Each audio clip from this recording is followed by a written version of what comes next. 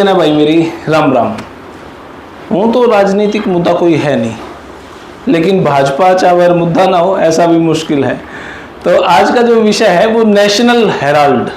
अब national Herald मैं बात किन से करूँगा? उन्हीं से जो उनकी पार्टी में थे लेकिन आज भाजपा में है। हमारे साथ बैठे हैं बालमुकुंद शर्मा जी। सर जी नमस्कार, प्रणाम, जय हिंद। नमस्कार सर, कैसे हैं? आपको नमस्कार और सारे आपके दर्शकों को नमस्कार। कैसे हैं सर आप? मैं अच्छा, तबीयत एकदम दुरुस्त? एकदम अच्छा, बिल्कुल। तो सारी जिंदगी कांग्रेस में लगाई, फाइनली भाजपा रास आई, ठीक है बात? या कह सकते हो आप। कैसा क्यों ऐसा क्यों करा कि भाई सारी जिंदगी तो कांग्रेस में लगा दी लेकिन आज भाजपा ठीक है, श्री राम जी याद आ गए और सब भाजपा बढ़िया है? देखो, प्रजातांत्रिक व्यवस्था में जी। प्रजातांत्रिक जो मूल्य होते हैं जी। उनका केंद्र बिंदु जन भावना है। आम जन के हम प्रतिनिधि हैं एक तरह से। अगर हम सार्वजनिक जीवन में जाते हैं, जब सार्वजनिक जीवन की अगर सोच भी हमारे दिल में आ जाती है तो फिर जन भावना के अनुरूप हमें चलना होता है। अगर जो राजनीतिक जीवन हमारा रहा है जी, छात्र राजनीति से लेकर मैं जिला परिषद मेंबर भी रहा, विधानसभा चुनाव भी रहा, तो लोगों के बीच में हम रहते हैं। जी। तो जैसे कोई डीसी है तो वो तो अपना काम करेगा, जो कानून की किताब में उसके लिए लिखा है उस पर बाध्य है, और प्रशासनिक पर अटल रहेंगे। लेकिन हम क्योंकि राजनीतिक लोग हाँ, हम बाध्य हैं जन भावना, नीचे जन सरोकार के काम के लिए नीचे से जो आवाज आती है। जी। तो मैं ठीक है आपकी बात है, और मेरा बचपन से लेकर अभी तक आप वैसे जानते हुए मुझे कि हमें एक ही शहर में पले बड़े हैं, छात्र राजनीति से। तो मैं कांग्रेस में रहा और कांग्रेस के लिए काम भी किया, पूरा अपनी जवानी हमने कांग्रेस को दी। लेकिन एक तो कांग्रेस में ऊपरी सतह पर आज नेतृत्व की बहुत बड़ी कमी है, नेतृत्व ना के बराबर है।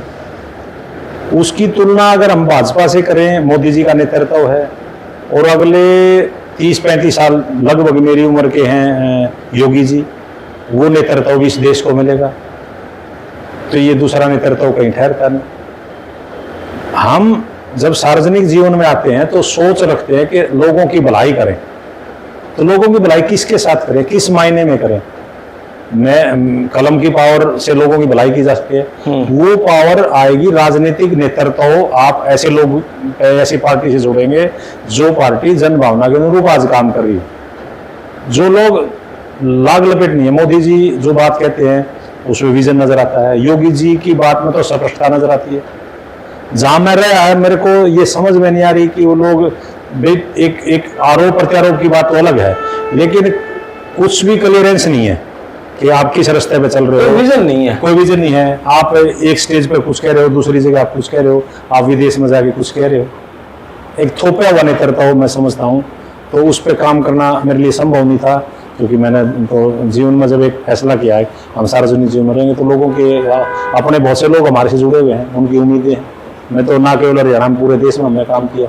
35 से 1 साल आपने कांग्रेस में लगाए? हाँ, मैंने लगाया। और क्या अब आपने ये भी रियलाइज ऐसा हो, क्योंकि लोगों का भी ऐसा कहना और बहुत सारी जगह पे ऐसी चर्चाएं चले हैं कि कांग्रेस पार्टी है ना वो देशभक्त पार्टी नहीं है, भाजपा में कहीं देश हित और देशभक्ति का जज्बा ज्यादा है? क्या आपने ऐसा लगा?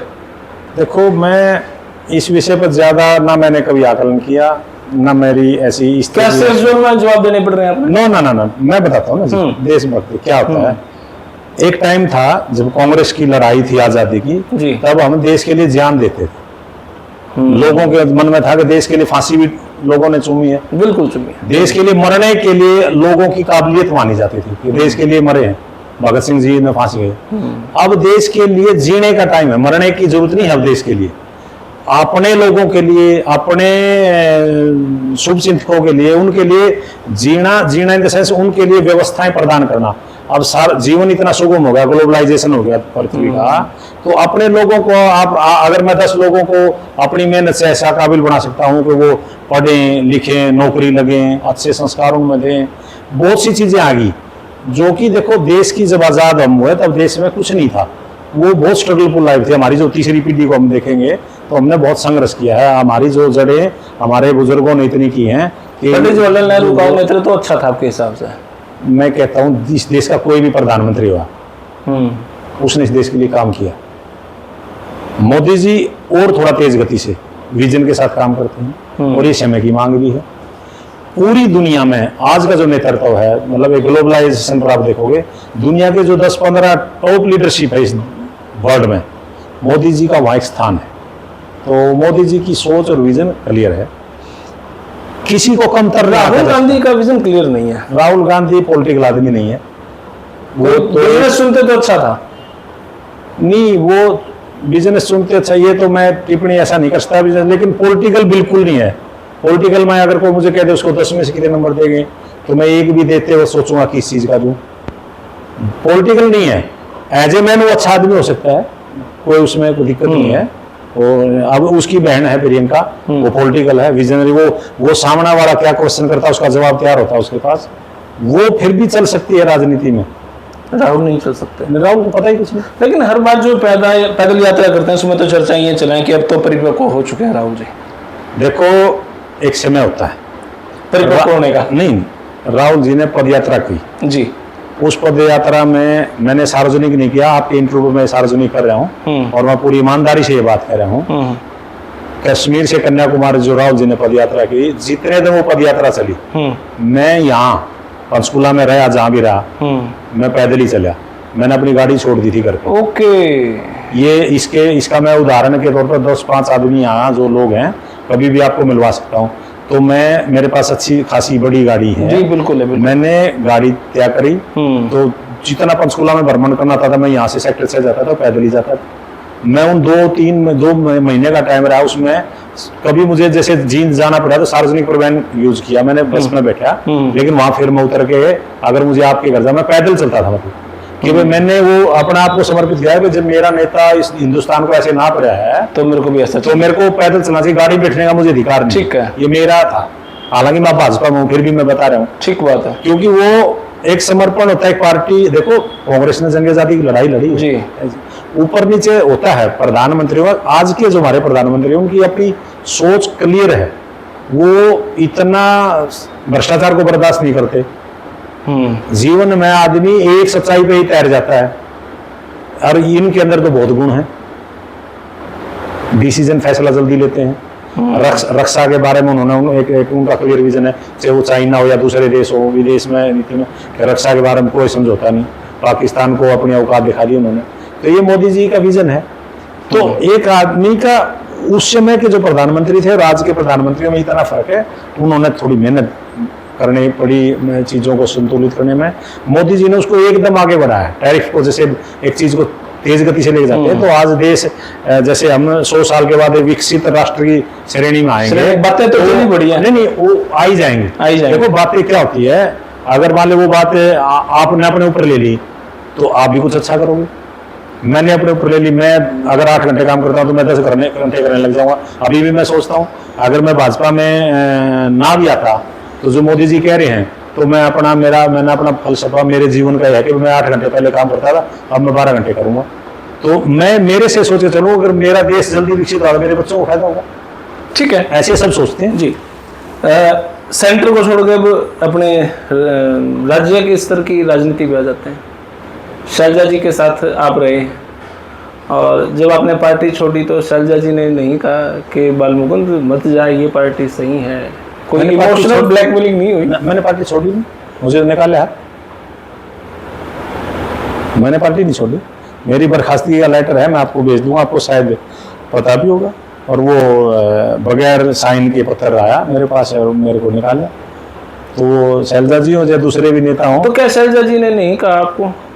देखो मेरे जैसे वरिष्ठतम नेता, इतना बड़ा मैं नेता था, पार्टी का 10-11 साल से प्रवक्ता रहा, प्रचार प्रसार प्रकोष्ठ का चेयरमैन रहा, अलग अलग कमेटियों में अलग जगह फरीदाबाद का इंचार्ज रहा, और यहाँ जो कोविड टास्क फोर्स, जो कोविड के टाइम में पूरा देश एक तरह से जूझ रहा था, कांग्रेस ने 3 सदस्यीय कमेटी बनाई, रामकिशन जी, रोहित जैन जी और बालमुकुंद जी।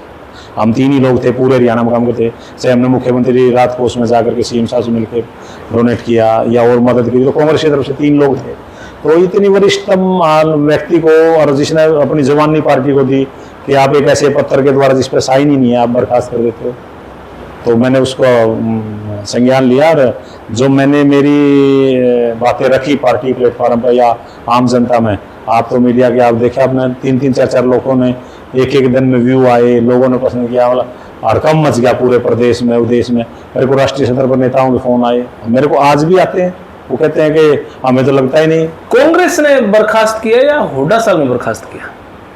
हुड्डा साहब कांग्रेस ने नहीं, हुड्डा साहब के जो और भी नीचे ये जो उदय भांजी लगाओ, पता नहीं मतलब कौन होगा जो भी लोग हैं, हाँ हुड्डा साहब बेसिकली, हुड्डा साहब की आज की जो सोच थी, मानसिकता, वो आवाज ऊपर की आवाज सुनना नहीं चाहते।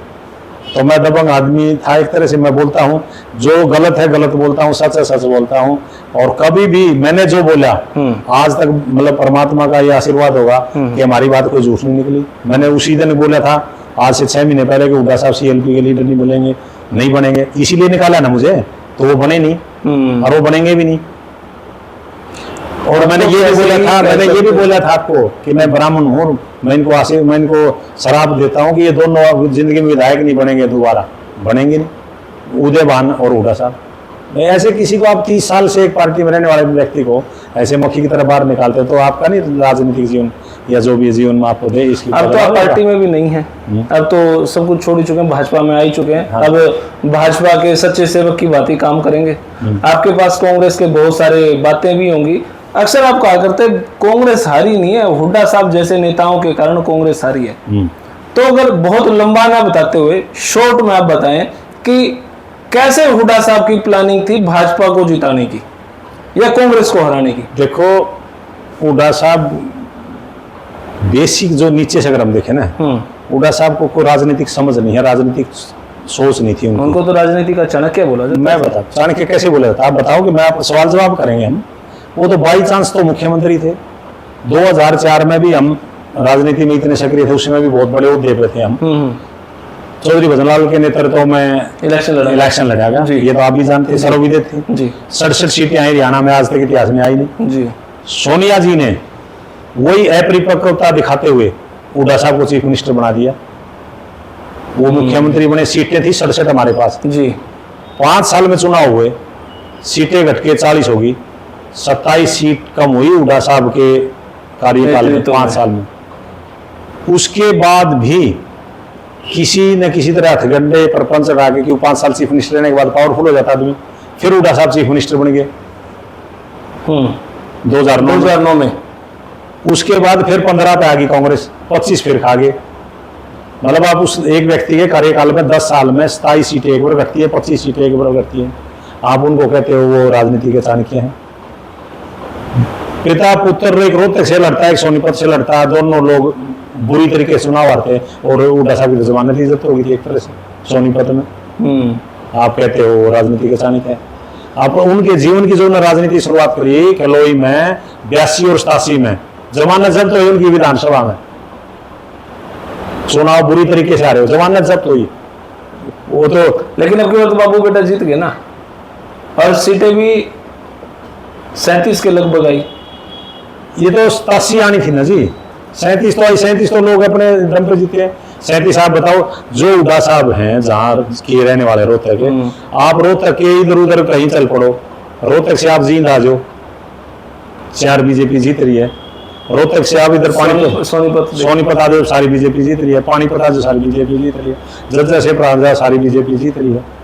आप ये तो देखो कि हुड्डा साहब खुद रोहतक में, बहादुरगढ़ में वो निर्दलीय जीत रहा है।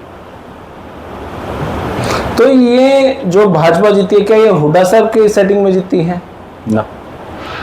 हुड्डा साहब ने क्या पैसे का लेन देन कहीं किया किसी को हराने के लिए? भाजपा तो पूरे देश में जीत रही है जी, वहां तो हुड्डा साहब कहीं है ही नहीं। लेकिन हुड्डा साहब को इन्वॉल्व जरूर करते हो आप भाई, कांग्रेस हारी नहीं है, हुड्डा साहब ने हरवाई है।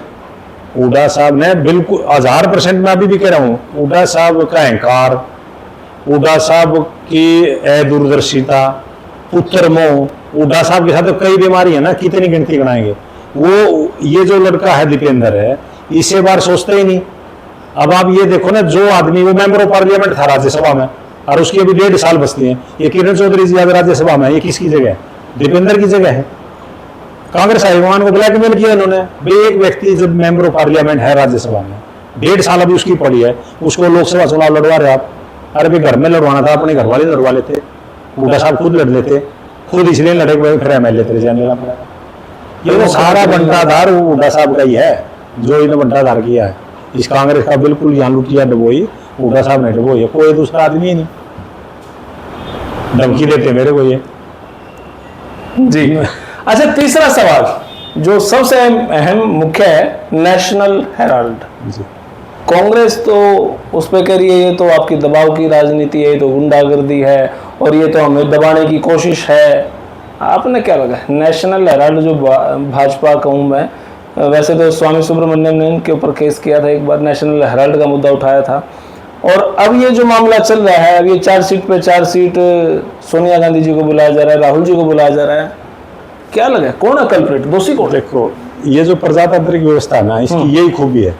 आज प्रजातंत्र पूरे संसार में क्यों फैला फूला, इसमें एक केंद्र बिंदु नहीं है, कोई भी एक आदमी के हाथ में पावर नहीं है। चार्जशीट होगी, अब माननीय अदालत अपना फैसला देगी, एक एक चीज पे बारीकी से विचार होगा, अदालती लड़ाई लड़ी जाएगी। ठीक है, अदालत का जो सिस्टम है, भाजपा का जो सिस्टम है, कांग्रेस का जो सिस्टम, पूरी बात कर रहा हूँ जी। भाजपा का इसमें कोई रोल ही नहीं। सुब्रमण्यम स्वामी जी की शिकायत पे है जी, वो खुद में अपने आप में एक बहुत बड़ी तोब है। मतलब सुब्रमण्यम स्वामी कोई छोटी मोटी ठीक है जी, कानून के जानकार हैं, देश के कानून मंत्री रहे हैं, मेंबर ऑफ पार्लियामेंट रहे हैं, विदेशी मामलों के जानकार हैं, मतलब कितना ही कह ले उनके बारे में।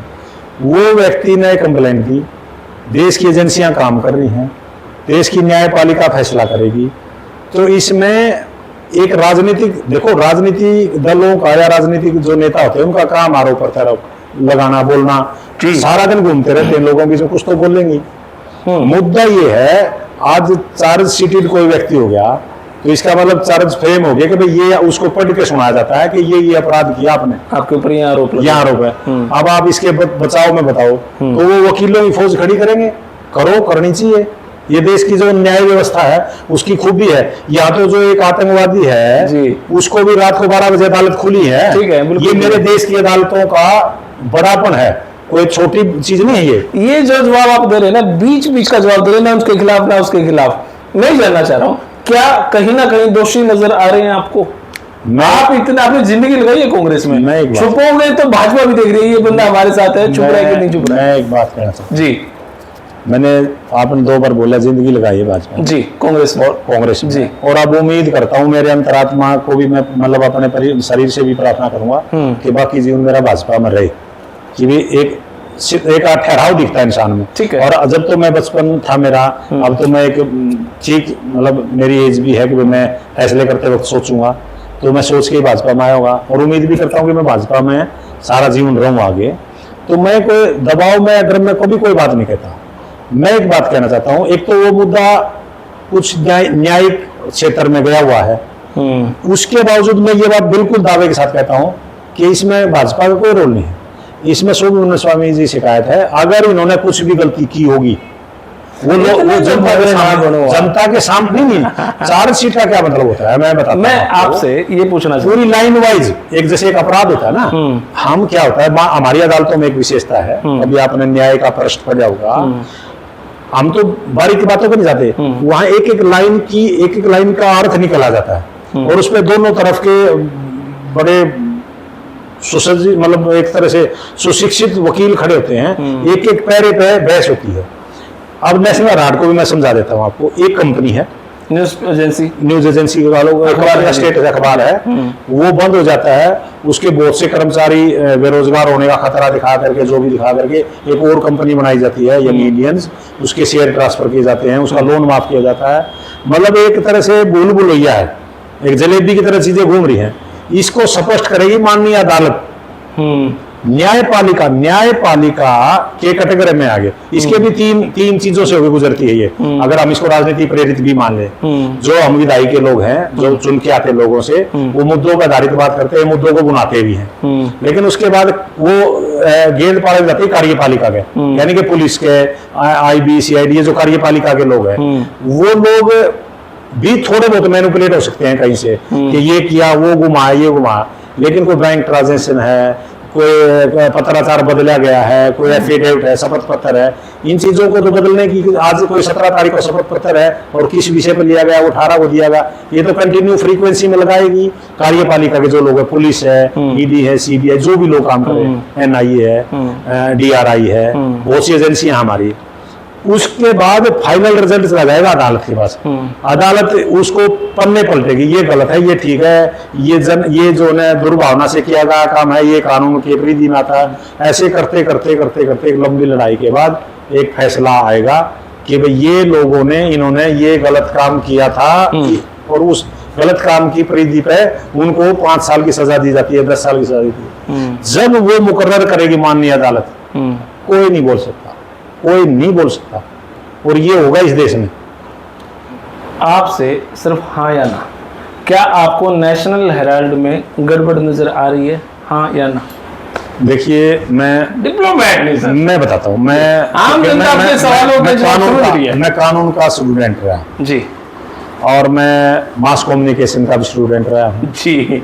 आप मेरे को भी जानते हैं, मैं आपको भी जानता हूँ, और मैं आपके लाखों दर्शक है, और आपका जो चैनल है जी, बहुत विश्वसनीयता है चैनल की जी। मैं ये समझता हूँ, आप ये भी मान के चलना, आपके चैनल की इतनी विश्वसनीयता है कि मैंने 2 या 3 बार आपको इंटरव्यू दिया है जी।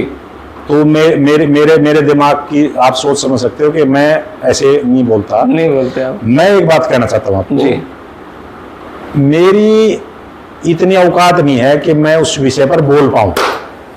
हुड्डा साहब के खिलाफ नहीं, वो अदालत, मैंने कहा ना, मैं कानून का स्टूडेंट हूँ और मास कम्युनिकेशन का भी स्टूडेंट हूँ।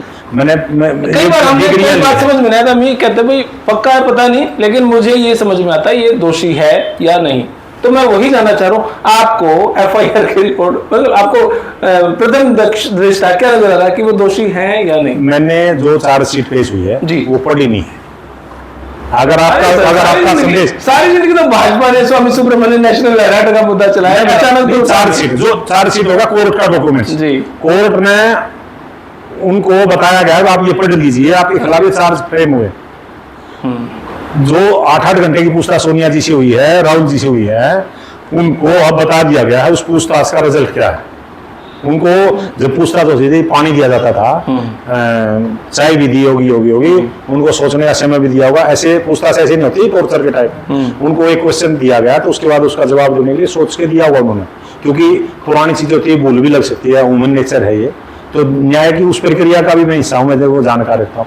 अगर आपका फोन आता मेरे पास पहले या 1-2 दिन पहले बाद, तो मैं चार्ज डिटेल पढ़ता मैं उसको, ठीक है, पढ़ने के बाद मैं वही बोलता जो सच्चाई है उसमें। मेरे को दबाव, देखो क्या होता है, छोटा सा जीवन है और व्यक्ति को स्पष्टता से अगर वो अपनी बात रखेगा, वो खुद में अपने आप में पाक साफ समझेगा कि मैं ठीक है।